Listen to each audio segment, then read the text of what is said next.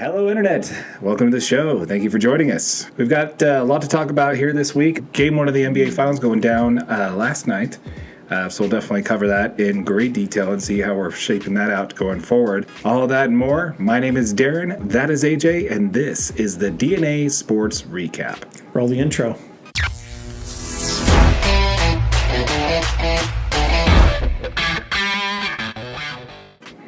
How's it going, AJ? Doing good, man. Doing really good. How are you? I'm doing well. Thanks for asking. So lots going on here. We had a little bit of time off on the NBA. There was a few days off, especially for Denver. They had about 9 days off between Game 1 of the NBA Finals and when they swept the Lakers out. All right, so Game 1 went down, and pretty much what we expected. You had Denver. They had 9 days off. They went ahead and took care of business at home. What are your thoughts on Game 1? I mean, it was pretty much exactly what I thought, man. Mm-hmm. I mean, I thought Miami would come in a little bit gassed. It's tough to go into 5,280 feet of elevation right. and play at a high level and really get this thing done.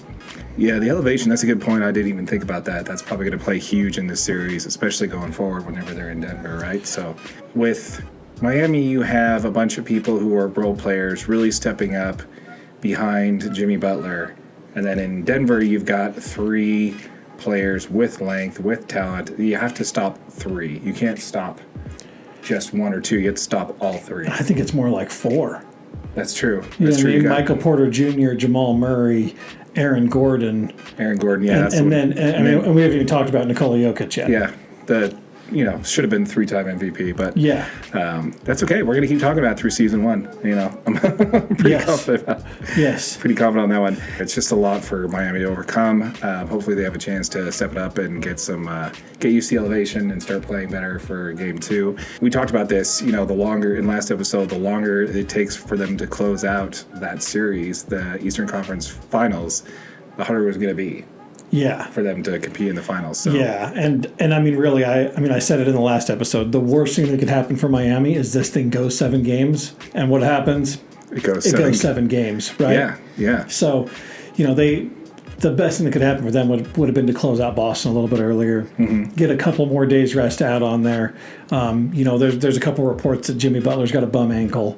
Ooh. And he says that he's not going to let it happen, but. Well, yeah, you absolutely. See what happened in Game 1. So I mean, yeah, I think Jimmy did carry the team. I mean, we did get some help from Caleb Martin that we're typically expecting to see. Yeah. So, which is great, but yeah. Funny thing is, we talked about last week on that podcast, last week's episode, where you talked about how they were in the comments saying, "Don't let us win one. Don't let us win one." I actually did some research after that, after you mentioned that, because I didn't catch any of that. It's a playback to when the other Boston team came back down from 3-0 to win the American League Championship Series, which is when they beat the Yankees. That was actually a callback to that. Oh, really? Yeah. So that's pretty cool. That's basically what that was. Yeah, a little trash talky, and that probably lit up. Jimmy's fire there, but it was a playback to that. I thought it was pretty cool.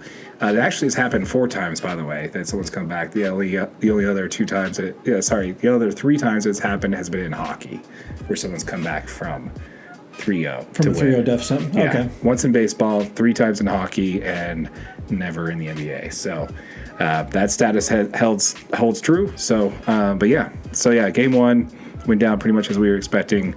We'll see what happens in Game 2, and we'll cover that as well in greater detail. So yeah, absolutely. All right. I look forward to it, man. This is going to be a really good series. Yeah, me too. I look forward to it. Let's go ahead and talk a little bit about Jimmy Butler. Yeah. And what's going on with this playoff. So I saw a video on YouTube earlier this week that kind of cued something for me, because I'm sitting here watching this, and I thought this, I was going to mention it last week, but I didn't bring it up. Is he having the greatest individual playoff run of all time? I would say arguably. Yeah. The one that pops out in my mind, the 2 other ones that would pop out in my mind that maybe would have been better was Kawhi Leonard in 2019 and Dirk Nowitzki in 2011. So yeah, Dirk came out of nowhere in those playoffs. Yeah, but I mean, Jimmy, dude, we're talking a number 8 seed, had to go through the play-in tournament, and I mean, they just continue to just run through some of these teams. I mean, obviously Boston was a tough test, but they were the number 1 seed in the East. Nobody expected them to get past Boston, period. Yeah, I'm kind of blown away with it when I actually looked into it a little bit deeper. So here are the biggest. I've got a list here. So Jimmy Butler is, first of all, he made All-NBA for the first time in his career at age 33.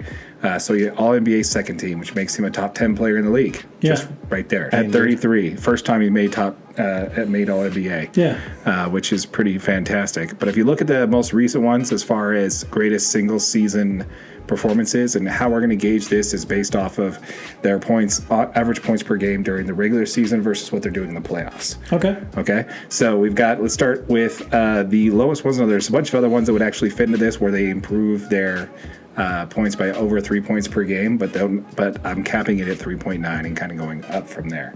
So just honorable mentions: Kobe Bryant, LeBron James, as well as KD, as a few others were able to raise it up above their point average by around 3 points or somewhere around that area.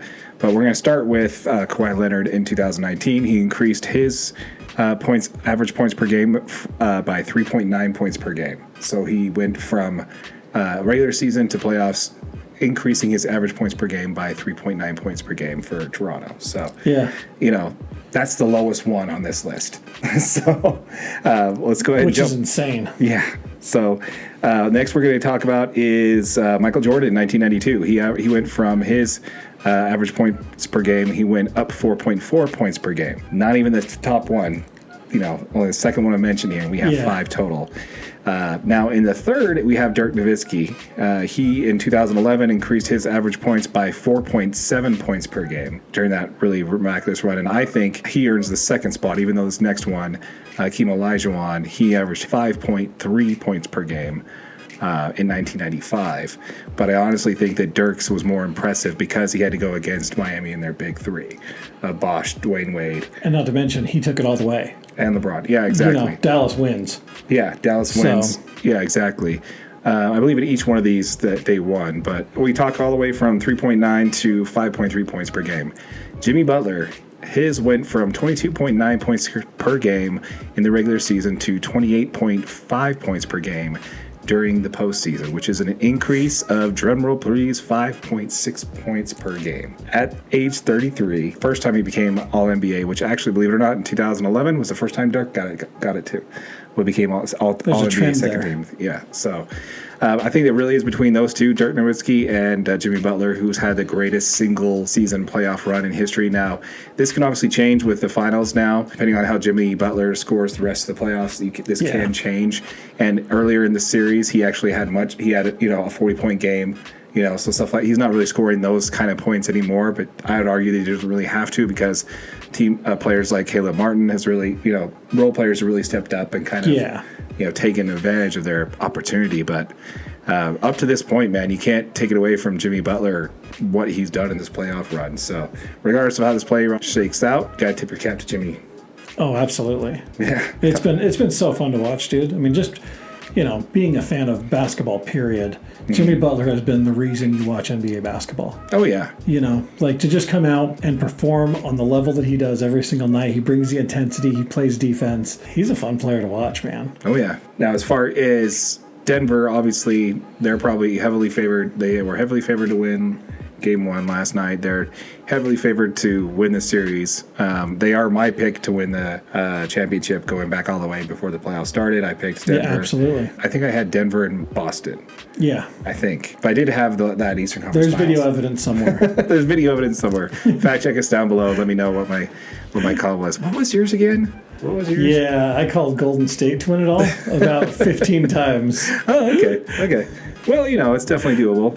All right, so again, with Game 1 in the bag, we need to kind of see how do you see the playoffs shaping out the rest of the way? I think it's going to be a tough road for Miami. Playing in Denver is going to be continue to be difficult. That Denver Nuggets team is just fantastic. I think it's going to be a tough road. I think Jimmy continues to show up. I mean, if I've got to call it, I'm going to say Denver. I think it's fair. I really hope that they make it a series, though. I really hope that Miami really pushes them to limits. If we get a 6 or 7 game series out of this, that'd be fantastic. Oh, yeah. I would love to see a Game 7, dude. Yeah. Game 7s are I think everybody's favorite. Yeah. Like especially in the NBA Finals, like it all comes down to this game. This is it. This determines it all. Yeah.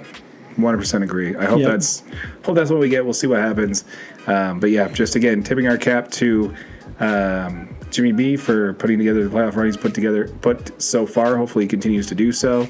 And I think it's pretty awesome what they did. Did you hear about the team booking their flights to Denver before Game 7 started? I did see that. That's a baller move right there. That is cementing your way. Like, hey boys, flights are already booked. We got no choice. Yeah. And again, let's also talk about the Eastern Conference MVP. They gave it to Jimmy Butler.